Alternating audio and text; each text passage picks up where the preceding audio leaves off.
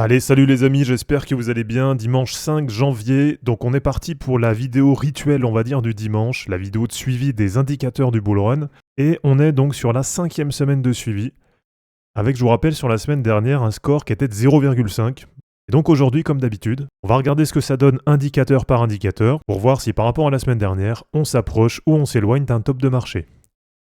Allez, avant de commencer cette vidéo, comme d'habitude, je vous invite à cliquer sur le lien Linktree en description, dans lequel vous allez retrouver tous mes réseaux, et avec notamment mon fameux compte Twitter, les amis, que je vous invite à suivre. Et sur ce compte, vous allez voir, c'est super sympa, puisque tous les jours, je vous partage des charts et des analyses techniques pour compléter les vidéos.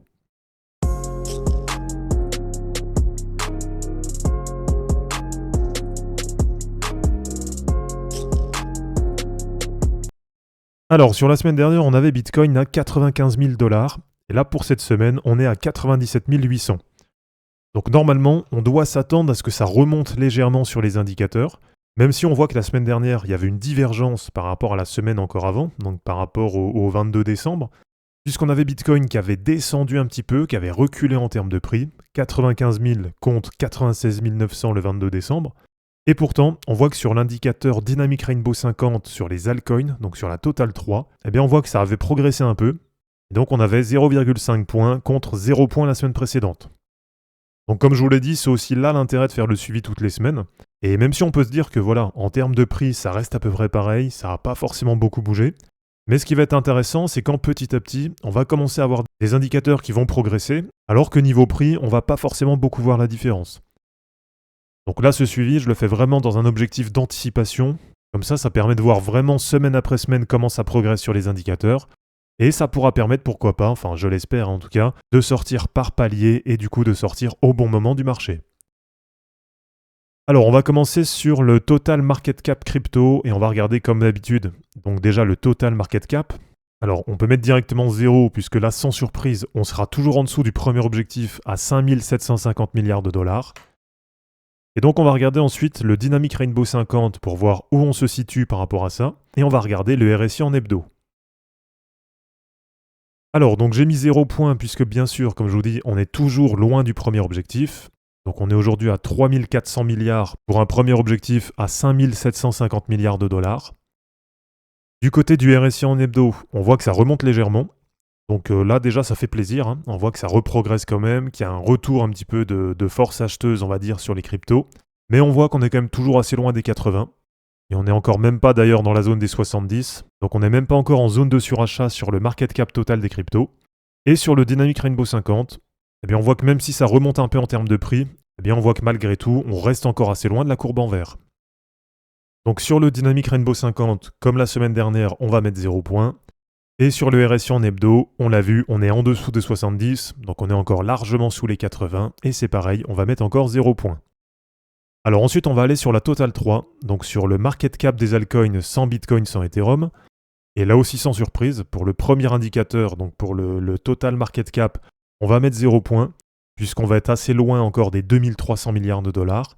Et ensuite, on va regarder la même chose. Donc le Dynamic Rainbow 50, et là, je vous rappelle que la semaine dernière, on avait mis 0,5 points, puisqu'on n'était pas très loin de la courbe en vert. Et sur le RSI en hebdo, eh ben c'est pareil, on va regarder si on est au-dessus ou en dessous des 80. Alors sur la Total 3, donc comme je vous dis, on est encore très loin du premier objectif qui est de 2300 milliards. Donc déjà ce qui fait plaisir en aparté, c'est que ça repasse quand même un niveau psychologique qui est assez important, donc le niveau des 1000 milliards.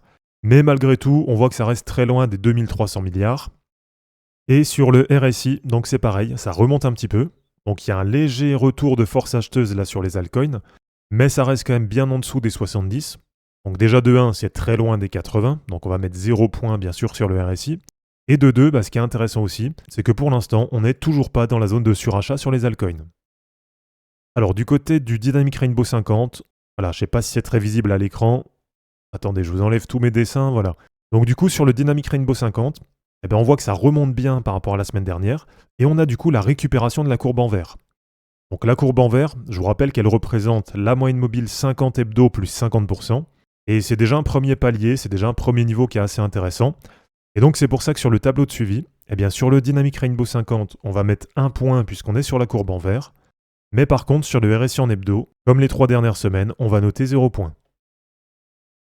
Alors pour continuer, on va aller regarder l'indicateur de la Bitcoin dominance plus l'Ethereum dominance. Donc là l'objectif, je vous rappelle, c'est de voir la BTCD plus ETHD descendre au moins à 65%. Et puis après par la suite, on a deux autres objectifs qui seront 62% et 60%. Puisque nous, ce qui nous intéresse, c'est d'essayer de timer un top sur le marché. Et généralement, ce top, il arrive avec une baisse de la Bitcoin dominance et de l'Ethereum dominance.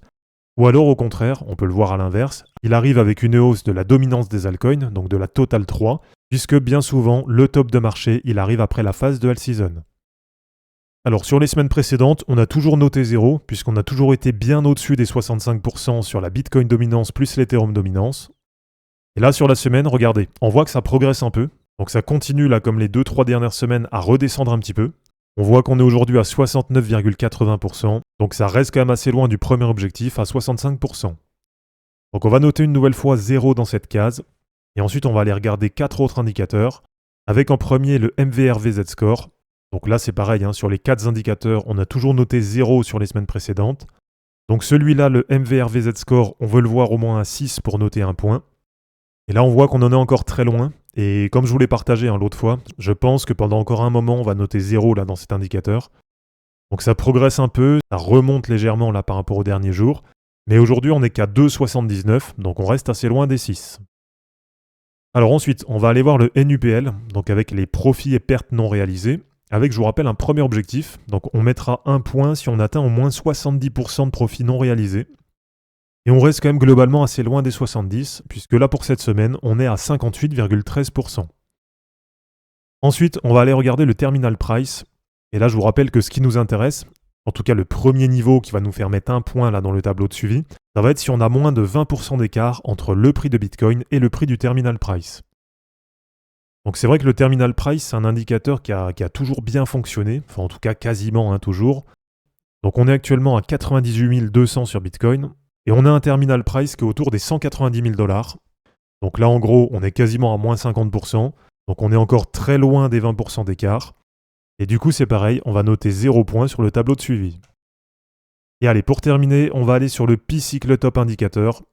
Et pour moi, celui-là, c'est vraiment le plus pertinent pour timer un top sur les cryptos. Donc ce qu'on va regarder, c'est pareil. Est-ce qu'on est à plus ou moins de 20% d'écart, mais cette fois-ci, ça va être entre les deux courbes. Et donc on a actuellement la courbe en jaune qui est à 81 200 $. On a le prix de Bitcoin qui est à 98 200 et on a la courbe en vert qui est autour des 135 000 $. Donc ça veut dire que pour qu'on soit à moins de 20% d'écart, en gros il faudrait qu'on ait à peu près la courbe en jaune à 110 000 et la courbe en vert à 135 000. Donc là pour l'instant ça reste assez loin, donc on va encore noter 0 points. Mais par contre, vous voyez, c'est là aussi où c'est intéressant de faire le suivi toutes les semaines. Donc on a la courbe en vert qui monte, mais vraiment très légèrement, ça monte vraiment doucement. Et par contre, on a la courbe en jaune, là, qui commence à bien remonter. Et ça, c'est notamment dû grâce à la grosse dynamique qu'on a sur les cryptos depuis le mois de novembre. Donc petit à petit, on va commencer à voir les deux se rapprocher. Donc peut-être que sur les prochaines semaines, on va commencer à approcher les 20% d'écart. Mais voilà, pour l'instant, c'est pareil, on va noter 0 points sur le tableau de suivi. Et donc si on fait le total de la semaine, on est cette semaine à 1 point là sur le total des indicateurs. Donc on voit que ça progresse légèrement par rapport à la semaine dernière. Et donc si on doit en tirer une conclusion, en tout cas un petit bilan là pour aujourd'hui, on voit que ce qui progresse encore, c'est le même indicateur que la semaine dernière, avec la Total 3 qui remonte un peu sur le Dynamic Rainbow 50. Donc du coup, ça veut dire qu'on a les altcoins qui commencent à s'éloigner par rapport à leur prix moyen sur les 50 dernières semaines, donc quasiment sur un an. Mais voilà, pour l'instant, si on fait le total, on reste quand même à 1 point, donc ça reste assez faible. Ce qui veut dire que pour l'instant, c'est quand même très peu probable qu'on soit sur un top sur le marché des cryptos. Donc voilà les amis, c'est terminé pour cette vidéo sur le suivi des indicateurs de top de marché. J'espère en tout cas que ça vous aura plu. N'hésitez pas à aimer cette vidéo, à la commenter et à vous abonner pour en suivre d'autres. Je vous rappelle que dans la description de cette vidéo, vous allez retrouver tous les liens utiles et les liens pour me soutenir. Et je vous dis à bientôt pour une prochaine vidéo. Ciao!